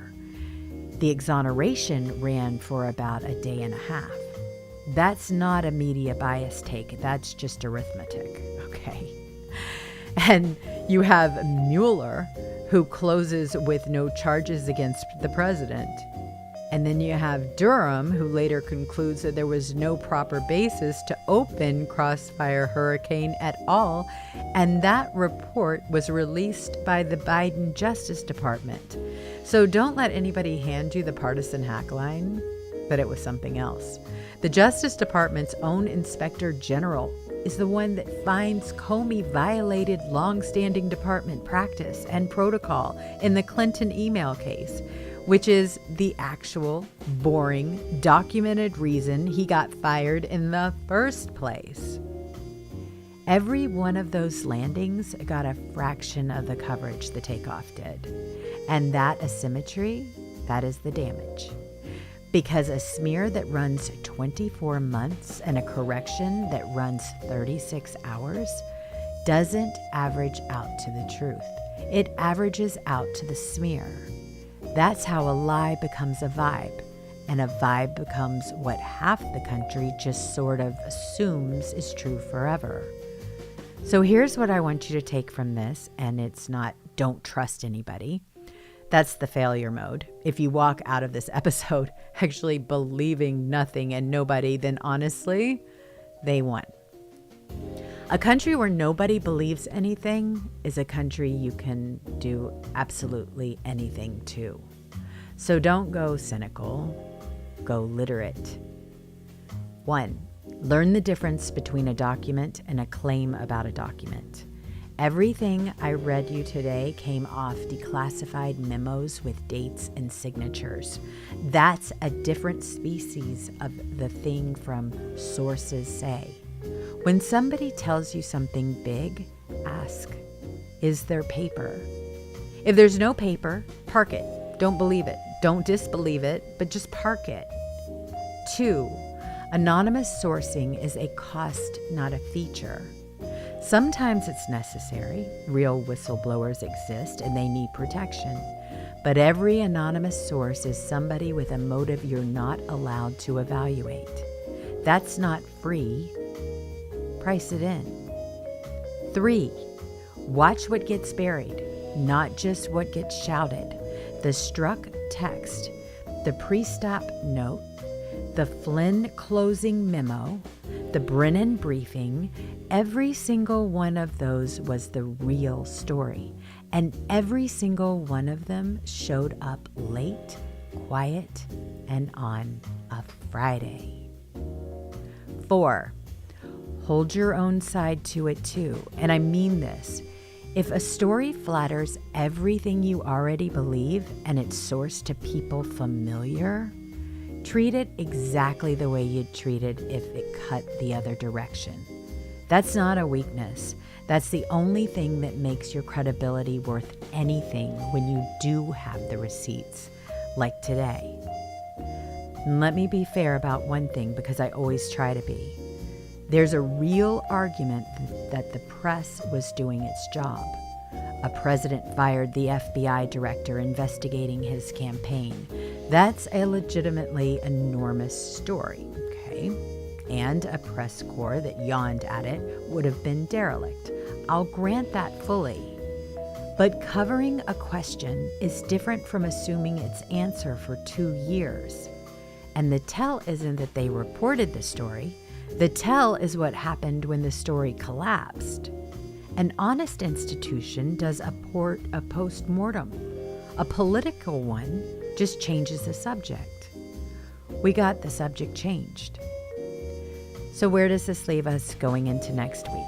Well, 3 things to watch, and I'll be on all of them, I can assure you. I'm watching everything with one eye open and very little sleep. Fort Pierce. Federal prosecutors in Florida are reportedly looking at whether the FBI, the DOJ, and the intelligence agencies engaged in an ongoing conspiracy to violate the civil rights of President Trump and his supporters. Watch for grand jury activity, watch for subpoenas, watch for names. The rest of the file. Okay. The Transparency Task Force found Oxford Comma. There is more in those cabinets. Every EC, every 302, every annex. I want it all out. Redacted only for genuine sources and methods. And I want to know who's slow walking it. Congress. Committee schedules. Who's requesting testimony? Who's dodging? And which members suddenly discover a scheduling conflict when the subpoenas start moving? That's the homework, and I'll do it with you. Because here's the last thing I'll say on this. They gave it a code name so that it would never have to be said out loud. I mean, that was the point of it. 9 years, a comma in a drawer, the smallest mark on the page, sitting there quietly, deciding who the whole sentence was about. They were counting on nobody ever reading it. Read it. It's public now. Don't take my word for every single syllable. Go look at the dates yourself. Look at the signatures. Look at the 23 months between no big there and the day they closed the file. It'll make you angry, and it should. And then do something with it, because You must. Do something besides scroll. Send this to somebody who's stopped paying attention and ask your congressman whose name is going on the subpoena. And do not let anybody tell you that this is old news, because a thing you were only allowed to find out about last week is not old news. It's just late. So we'll be right back. We're going to head on into President Trump's victory vault, another fave of mine, because with all of this going on, that man is still doing amazing things. And so here we go.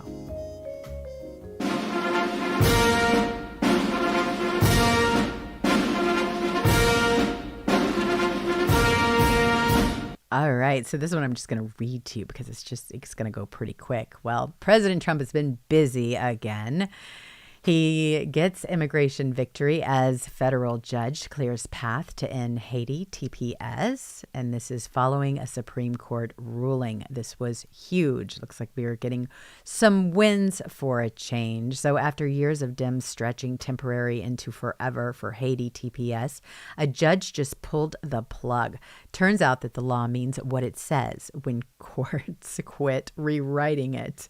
So this was a big win for President Trump and for the country. And then, of course, we've got President Trump, who says very big crackdowns on birth tourism in a much more forceful manner, incoming after executive orders on birthright citizenship. Yes, that was a major hit to all of us. That was a very depressing week. But President Trump is treating birth tourism like the loophole that it has always been. Fly in, drop a kid, claim citizenship on our dime. That scam ends now, I'll have you all know. So this was huge. Got a lot of attention from the liberals. They were screaming bloody murder. And then you have great news for the Republican Party. President Trump has responded to the communist loser El Sayed winning primary race, slams filthy, disgusting, dirty blue cities for it. So Trump is right again. Socialism turns cities into ash and junk faster than any other system in history. Handing the mic to communist loser just speeds it up. It's so true. And then we have President Trump. The private sector answers President Trump's calls to lower prices for American families. Wow. This is after years of Democrat policies turning grocery aisles into wallet mugging. I mean, retailers are finally slashing prices nationwide under President Trump. Free markets fix what endless spending and red tape broke. So this is great, great news. That's in the vault today.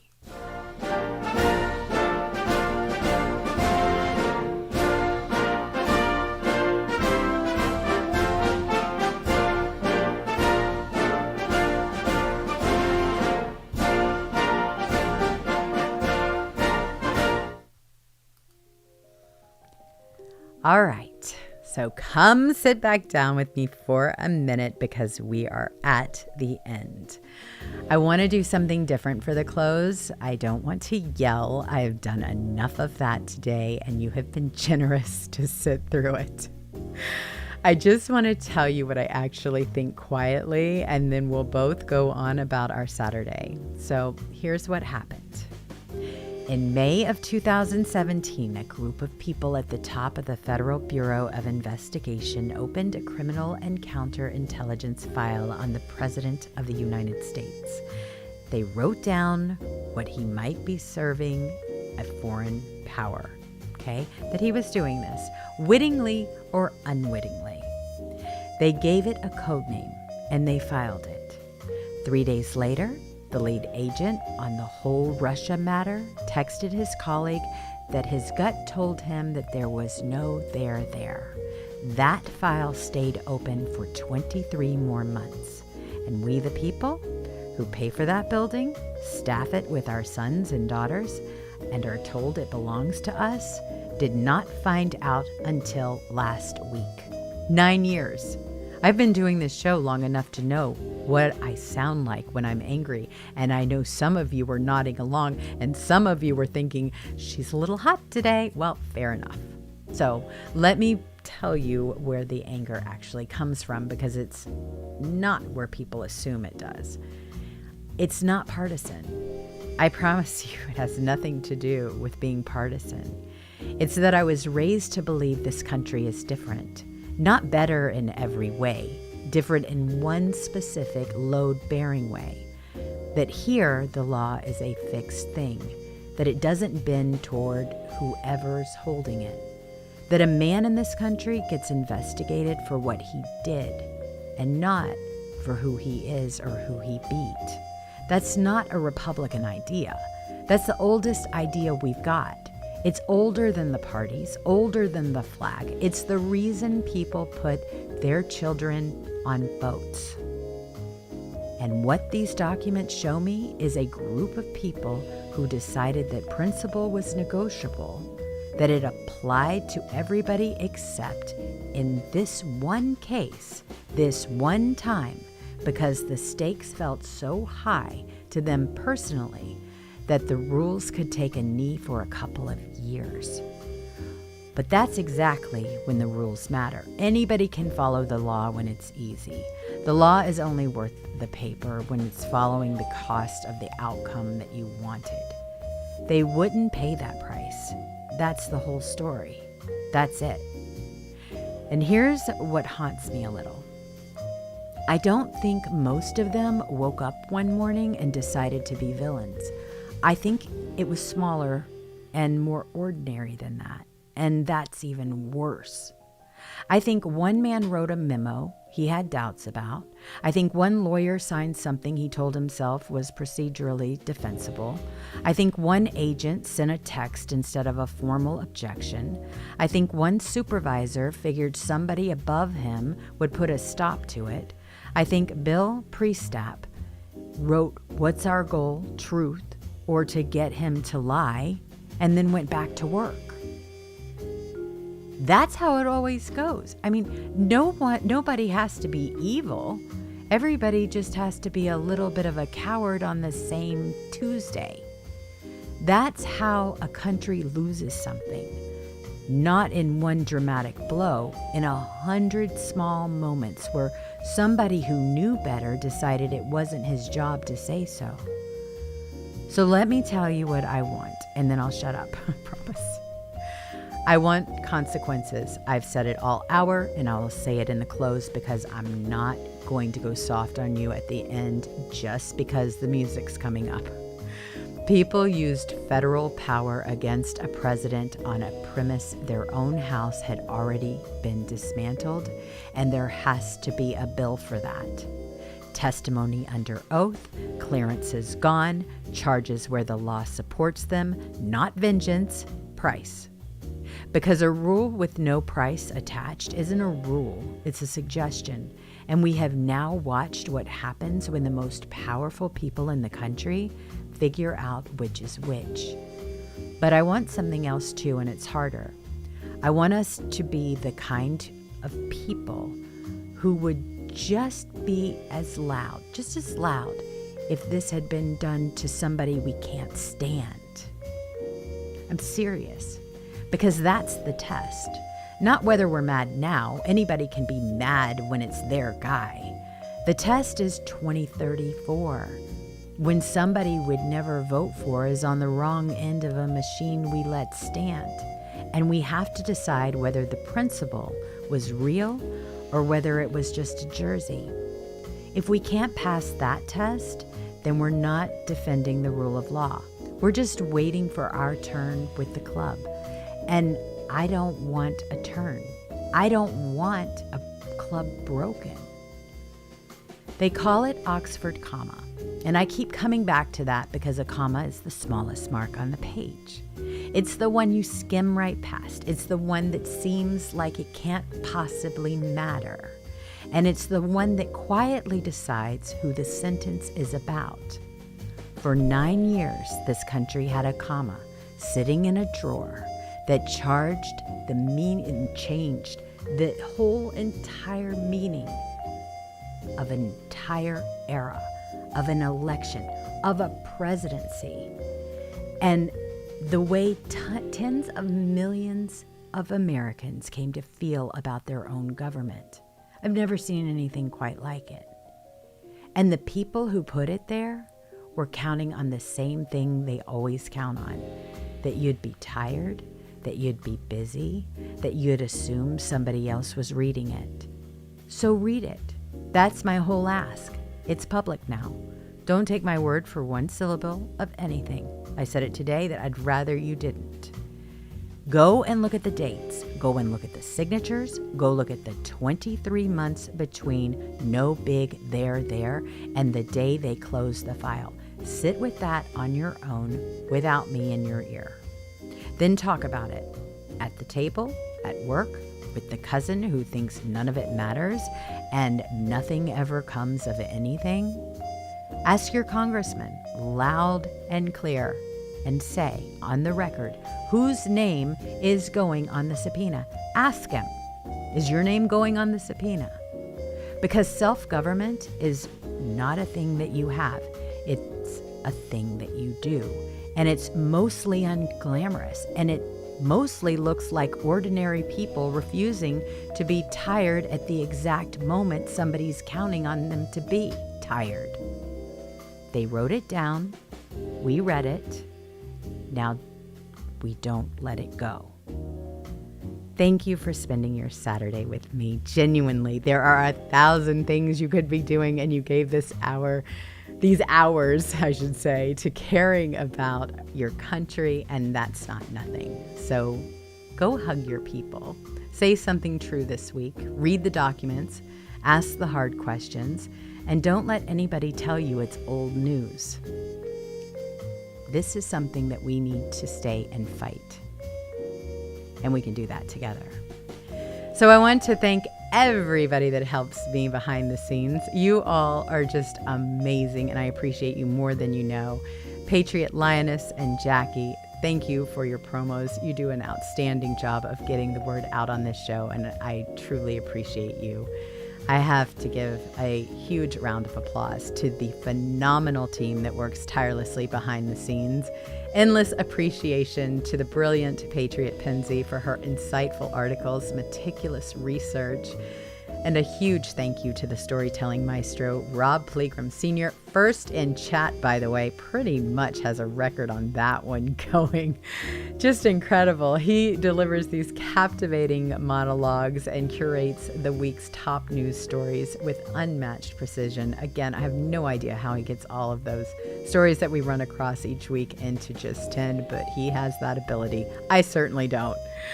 And a special thank you to Fleet Admiral James for enriching every aspect of what we do here. I mean, he works incredibly hard. He is an invaluable asset, just an amazing person, and is doing amazingly well since he got out of the hospital. Thank you so much for your prayers. I also want to thank Megavolts 007. He has got just incredible game-changing ideas, relentless efforts that help keep us moving forward. And of course, a standing ovation to the incredible moderators. You all rock and you know it. Thank you so much for making our chat just awesome.